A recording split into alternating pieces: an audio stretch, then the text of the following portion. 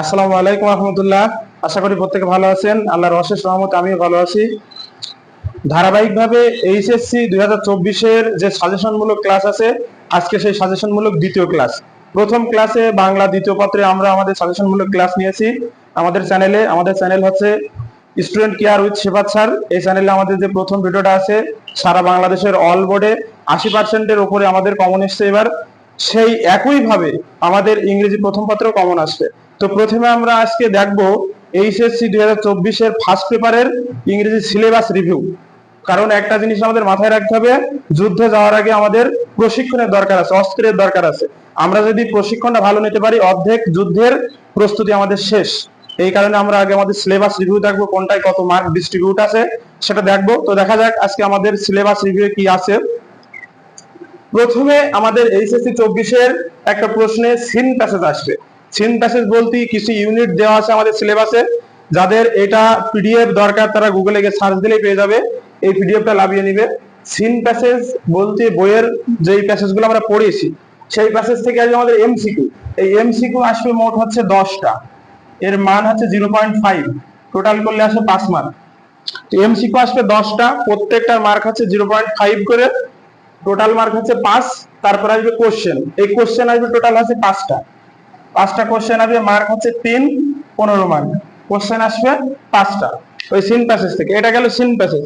এরপরে যেটা আসছে সেটা হচ্ছে আনসিন প্যাসেজ। কোথা থেকে আসবে আমরা এটা জানি না, আমাদের বইয়ের ভিতর থেকে নাই আর কি, অন্য জায়গা থেকে আসবে। সেটা কোনো রিসেন্ট ইস্যু হতে পারে অথবা অন্য কিছু হতে পারে। ফ্লো চার্ট, এই আনসিন প্যাসেজ থেকে আসবে একটা ফ্লো চার্ট। আগে সিলেবাসটা রিভিউ করার পরে আমরা কিভাবে কি করতে হয় এগুলো পরে দেখাবো, আগে সিলেবাস সম্পর্কে ধারণা দিচ্ছি। এই ফ্লো চার্ট সম্পর্কে আমাদের একটা ইনফরমেশন দেওয়া থাকবে, আরো 5টা ইনফরমেশন দেওয়া তৈরি করতে হবে। এই 5টা ইনফরমেশনে আমাদের প্রত্যেকটা 1 করে মার্ক, 5 মার্ক টোটাল। সামারি, সামারিটা খুবই সহজ, আনসিন প্যাসেজ থেকে আসবে। এই সামারি টোটাল মার্ক আছে 10। এই সামারিটা আমাদের মোটামুটি হাফ পেজ মতো লিখতে পারলেই 10 মার্ক। কারণ সামারি বাংলা দ্বিতীয় পত্রে যেমন সারাংশ সারমর্ম, সামারাইজ সেটা একই বিষয়। উইথ ক্লজ, উপরে বক্স কেটে 10টা ক্লু দেওয়া থাকবে। 10টা ক্লু দেওয়া থাকবে, উইথ ক্লুতে ওই 10টা ক্লু 10 জায়গায় বসবে, সেটা হচ্ছে 5 মার্ক। আর উইথ আউট ক্লজ, যেটার ভিতরে কিছু দেওয়া থাকবে না, সুইটেবল ওয়ার্ড, উপযুক্ত শব্দ বসাতে হবে আমাদের, সেটা হচ্ছে উইথআউট ক্লজ। রিঅ্যারেঞ্জ, নতুন ভাবে অ্যারেঞ্জ করতে হবে। এটা রিঅ্যারেঞ্জ বলতে এলোমেলো আছে, র্যান্ডমলি আছে, এটা সিরিজ আকারে ধারাবাহিকভাবে লিখতে হবে। প্রথমে কোনটা আসবে, দ্বিতীয় কোনটা আসবে, তৃতীয় কোনটা আসবে, সর্বশেষ কোনটা আসবে, এরকম।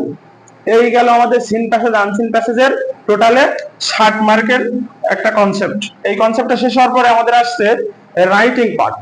রাইটিং পার্টে ফার্স্ট পেপারে টোটালি হচ্ছে 40 মার্ক। তো রাইটিং পার্টে আছে 7 নম্বর আছে গ্রাফ চার্ট। গ্রাফ চার্ট অথবা পাই চার্ট, তবে 80% ক্ষেত্রে গ্রাফ চার্ট আসার সম্ভাবনাই বেশি। গ্রাফ চার্ট আর পাই চার্টের এটা হচ্ছে 15 মার্ক। গ্রাফ চার্ট আর পাই চার্টে 15 মার্ক। আর একটা আছে স্টোরি রাইটিং, একটা স্টোরি রাইটিং এ উপযুক্ত একটা নাম দিতে হবে উপরে, এবং 2 থেকে 3 লাইন দেওয়া থাকবে। ওই 2 থেকে 3 লাইনের উপর ভিত্তি করে আমাদের পুরো গল্পটা কমপ্লিট করতে হবে। তাহলে এটা হচ্ছে কমপ্লিটিং স্টোরি যেটাকে বলা হয়, এটা হচ্ছে 15 মার্ক। আর লেটার আর ইমেইল, এই লেটার এবং ইমেইলের ভিতরে দুইটার ভিতরে যে কোনো একটা আসবে। আমরা হয় লেটারও আসতে পারে, ইমেইলও আসতে পারে। খুব সহজ নিয়মে কি কায়দায় একটা লেটার এবং একটা ইমেইল শিখে আমরা সমস্ত ইমেইল এবং লেটার করতে পারবো, এটা অবশ্যই আমরা ভিডিওর ভিতরে দেখাবো। শেষ পর্যন্ত অবশ্যই আমাদের ক্লাসটি করবেন। তো আমরা এখন দেখি যে এমসিকিউ, প্রথমে যে আসছে এমসিকিউ 5 মার্কের। এই এমসিকিউ কিন্তু প্রত্যেকটাই 0.5 করে মার্ক, আমরা এটাই সিনথেসিস থেকে দেখতে পাচ্ছি। পরবর্তীতে আসছে যে কোশ্চেন 15 মার্ক। কোশ্চেনে আমাদের একটা জিনিস সবসময় মাথায় রাখতে হবে যে ডাব্লিউএইচ কোশ্চেন যদি দেওয়া থাকে, হোয়াট, হুইচ, হোয়েন, এইগুলো সর্বদা উঠে যাবে। এবং প্যাসেজ রিলেটেড যে ভাষাগুলো আছে এই ভাষাগুলো আমরা পুরোপুরি না দিই, 70% আমরা দেব, আর 30% আমাদের ওন ওয়ার্ড, নিজস্ব শব্দ ব্যবহার করে লিখবো। যদি লিখি তাহলে আমরা সর্বদা বেশি মার্ক পাবো। ঠিক একইভাবে আমরা যদি ফ্লো চার্টটা লিখতে চাই, ফ্লো চার্ট আছে আমাদের 2 নম্বরে। তাহলে ফ্লো চার্টে আমরা দেখতে পাই প্রথমে অ্যান্সার টু দি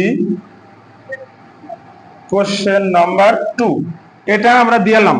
দেওয়ার পরে একটা ইনফরমেশন দেওয়া থাকবে এই জায়গায় ফ্লো চার্টে। ও সরি, প্রথমে ফ্লো চার্ট যেটা লিখছে এটা পরে লিখে নেব।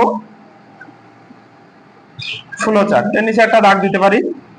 একটা ইনফরমেশন আমাদের দেওয়া থাকবে, ওই ইনফরমেশন দিয়ে আমাদেরকে পরবর্তীটা করা লাগবে। এখানে একটা ইনফরমেশন দেওয়া থাকবে, এই একটা ইনফরমেশনে ওরা কিছু ক্লু দিয়ে দেবে, সেই অনুযায়ী আমাদের করতে হবে। হয় প্রথমটায় আইএনজি দেওয়া থাকবে, অথবা ভার্বের সাথে ইডি দেওয়া থাকবে। পরবর্তী যে পাঁচটা আমরা লিখবো, সেই পরবর্তী পাঁচটা এরকম নিচে নিচে আসবে, এরকম নিচে নিচে আসবে। পরবর্তী পাঁচটা আমাদের হচ্ছে 5 মার্ক। তো আশা করি এইভাবে লিখলে অবশ্যই। আর একটা সহজ সিস্টেম হচ্ছে ফ্লো চার্টে যদি আমরা একেবারে নাই পারি, সেই ক্ষেত্রে অর্থপূর্ণ ছোট ছোট 5টা ওয়ার্ড তুলে দিলেই আমাদের যথেষ্ট, আমরা পাশে পাস পাবো, ফুল মার্ক পাবো। কারণ যখন একটা ইংরেজি স্যার যখন খাতা দেখে, তখন ফ্লো চার্টের ওই 5টাই টোটালে ফুল মার্ক দিয়ে দেয়। এরপরে আমাদের যে 3 নম্বরে আসছে, ফ্লো চার্টের পরে 3 নম্বর আসছে সামারি। তো সামারি মানে আগেই বলেছি যে সামারিতে 10 মার্ক। সামারি যেই সামারি আসুক না কেন, একটা সামারি শিখলেই একদম আমরা সব সামারি লিখতে পারবো। তাইলে একটা সামারি আমি এই জায়গায় বোর্ডে লিখেছি, এইটা অবশ্যই অবশ্যই প্রত্যেকে মুখস্থ করে যাবা, এই অনুযায়ী একটা সামারি লিখে দিয়ে চলে আসবা। সামারি নিয়ে কোনো প্যারা নেই, 10 মার্ক আশা করি পেয়ে যাবা। তো দেখো সামারিটা একটু বলে দিই। This summary deals with the greatest information about the text. আবারও বলছি, this summary deals with the greatest information about the text according to the passage. According to the passage প্রথম লাইন। এই প্রথম লাইন কোন প্রথম লাইন? এটা হচ্ছে যে আমাদের আনসিন প্যাসেজ আসছে, আমাদের যে আনসিন প্যাসেজ আসছে, ওই আনসিন প্যাসেজের প্রথম লাইন। কখনোই যেন প্রথম প্যাসেজের প্রথম লাইন, সিন প্যাসেজের প্রথম লাইন দিলে কিন্তু ডিসকোয়ালিফাই হয়ে যাবে, এটা পুরোটাই কেটে দেবে। তাহলে this summary deals with the greatest information about the text according to the passage প্রথম লাইন। তারপরে আসছে আই থিঙ্ক দ্বিতীয় লাইন, ওই সেই আনসিন প্যাসেজের দ্বিতীয় লাইনটা। আই বিলিভ দ্যাট মাঝের লাইন, আনসিন প্যাসেজের যে কোনো একটা মাঝের লাইন তুলে দিলেই হয়ে যাবে। Finally I want to say that শেষের লাইন। দেখো আমাদের ভিতরে একটা ভুল ধারণা আছে যে সামারি হয়তো আমাদের প্রথম 2 লাইন, মাঝের 2 লাইন, শেষের 2 লাইন লিখে 1 পেজ পর্যন্ত লিখে ফেলতে হবে 10 মার্ক যেহেতু। আসলে তা নাই। সামারি মানে কি এর আগে বুঝতে হবে আমাদের। সামারি মানে হচ্ছে আমাদের সংক্ষিপ্তকরণ। একটা বড় প্যাসেজ আছে, সেই প্যাসেজ থেকে আমি কি কি বুঝছি। এখানে যেমন কিছু কিছু শব্দ দিয়েছি যে according to the passage, passage অনুসারে প্রথম লাইন কি আছে? আই থিঙ্ক, আমি মনে করি কোন কথাটা, আমার মনের কথাটা লিখছি, কিন্তু সেটা প্যাসেজ থেকেই লিখছি। আই বিলিভ দ্যাট, আমি বিশ্বাস করি যে, এবং finally I want to say that, সর্বশেষে আমি বলতে চাই যে। তাইলে আমি আমার কথাগুলো বলছি। তাইলে এই প্রক্রিয়ায় যদি আমরা সামারি কমপ্লিট করি, অবশ্যই অবশ্যই প্রত্যেকে 10-এ 10 পাবে। পরবর্তীতে আমাদের যেটা আসছে সেটা হচ্ছে রিঅ্যারেঞ্জ। এখানে একটা সাজেশন দিয়েছি, আশা করি 100% কমন আসবে অল বাংলাদেশের যতগুলো বোর্ড আছে সমস্ত বোর্ডে। প্রথমেই দিয়েছে একটা নেলসন ম্যান্ডেলার জীবনী। আমাদের এটা সিন প্যাসেজও পড়েছি, দ্য অ্যাপারথাইড ফাইটার টু প্রেসিডেন্ট, বর্ণ যোদ্ধা থেকে কিভাবে তিনি দেশের রাষ্ট্রপতি হয়েছিলেন আফ্রিকার। তারপর আছে সক্রেটিস হচ্ছে গ্রিসের একজন বিখ্যাত দার্শনিক সক্রেটিস। তারপর আছে রবীন্দ্রনাথ ঠাকুর। আগে আর একটা জিনিস বলে নিই, সেটা হচ্ছে যে আমাদের একটা জিনিস সর্বদা মনে রাখতে হবে, যদি সাল ভিত্তিক আসে চাইলে সর্বপ্রথম জন্ম সর্বশেষ মৃত্যু, দুইটা জিনিস মাথায় রাখতে হবে। সর্বপ্রথম জন্ম সর্বশেষ মৃত্যু, এবং যে ভিতরে যেগুলো থাকছে 8টা, ওই 8টা ছোট সাল থেকে বড় সাল, ওই 8টা হচ্ছে ছোট সাল থেকে বড় সাল লিখলেই যথেষ্ট, এবং আশা করি সেটাই সঠিক। তাহলে নেলসন ম্যান্ডেলা, সক্রেটিস, রবীন্দ্রনাথ ঠাকুর। বর্তমানে একটা রিসেন্ট ইস্যু চলছে, সেটা হচ্ছে ঢাকা মেট্রো রেল।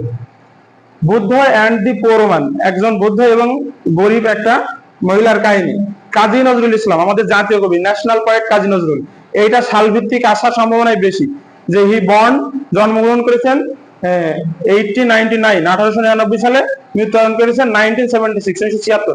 এই দুইটা বর্ন আর ডাইড, প্রথমে জন্ম সর্বশেষ মৃত্যু। ভিতরে সে বাঙালি পল্টনে যোগ দিয়েছে কবে, বিবাহ করেছে কবে, বাঙালি পল্টন ভেঙে দিয়েছে কবে, রাষ্ট্রীয় মর্যাদায় ভূষিত করা হয়েছে কবে, জাতীয় কবির মর্যাদা দেওয়া হয়েছে কবে, বাংলাদেশে নিয়ে আসা হয়েছে কবে, এই সম্পর্কগুলো। তারপরে আছে খান জাহান আলী। এই খান জাহান আলী হচ্ছে খুলনার একজন বিখ্যাত ব্যক্তি, যার বাগেরহাটে সে জায়গায় ওনার যে কবর আছে, মাজার আছে, এই জায়গায় খান জাহান আলী একজন বিখ্যাত ব্যক্তি। তারপরে যেটা হচ্ছে শেখ সাদি। আমরা প্রত্যেকে একটা গল্প শুনে আসি যে শেখ সাদি কে। শেখ সাদি হচ্ছে একজন ইরানের একজন বিখ্যাত দার্শনিক। শেখ সাদি একবার এক জায়গাতে যাচ্ছিল, যাতে তাকে কিছু খাবার দেওয়ার কথা বলা হয়। তার পোশাক নোংরা থাকার কারণে কেউ তাকে খাবার দেয়নি। পরবর্তীতে সে একইভাবে সেই জায়গাতে যাওয়ার পরে সুন্দর পোশাক পরে আসার পরে ঠিক তারা তাকে যখন খাবার দেয় সে তখন নিজে না খেয়ে সেইগুলো পকেটের ভিতর নিতে থাকে, মানে পোশাকের ভিতর নিতে থাকে। তখন মানুষ তাকে বলে যে আপনি পোশাকের ভিতর নিচ্ছেন কেন? বলতে থাকে যে খাবার আমার নাই, খাবারের প্রাপ্য হচ্ছে পোশাক। এই গল্পটা। আর একটা আছে হাজী মোহাম্মদ মহাসিন। হাজী মোহাম্মদ মহাসিন দানবীর। হাজী মোহাম্মদ মহাসিন, হাজী শরীয়তুল্লাহর ছেলে হাজী মোহাম্মদ মহাসিন দানবীর, এই সম্পর্কে সরি খানজাহান আলী একটা লিখেছে, আবার খানজাহান আলী এসছে। তো এইগুলো পড়লেই দ্যাটস এনাফ। এইটা লেখার সিস্টেমটা একটু বলে দিই। এটা শুধু এইভাবে লিখলেই হবে যে answer to the question number 6, তারপরে A B C D E এইভাবে লিখলেই যথেষ্ট। এইবার এ নাম্বারে যেটা আসছে, সরি এটা 1 2 দিবা, 1 2 3 4 5 এইভাবে দিবা। প্রথমে মনে করো ই এসছে ই, তারপরে মনে করো ডি এসছে ডি, তারপরে এফ। এই প্রক্রিয়ায় এটা লিখলে যথেষ্ট, আর কোনো কিছু করার প্রয়োজন নেই। আশা করি এই পার্টটা অবশ্যই দেখবা, এবং এই পার্ট শেষ হওয়ার পরপরই আমাদের পরবর্তী পার্ট আসছে যে কি কায়দায় আমাদের কোন প্রক্রিয়ায় একটা মাত্র জিনিস শিখে রিটেনের অংশগুলো সব কমপ্লিট করা যায়। সেই পর্যন্ত সকলে আমাদের চ্যানেলের সাথে থাকবেন, সুস্থ থাকবেন। আল্লাহ হাফেজ।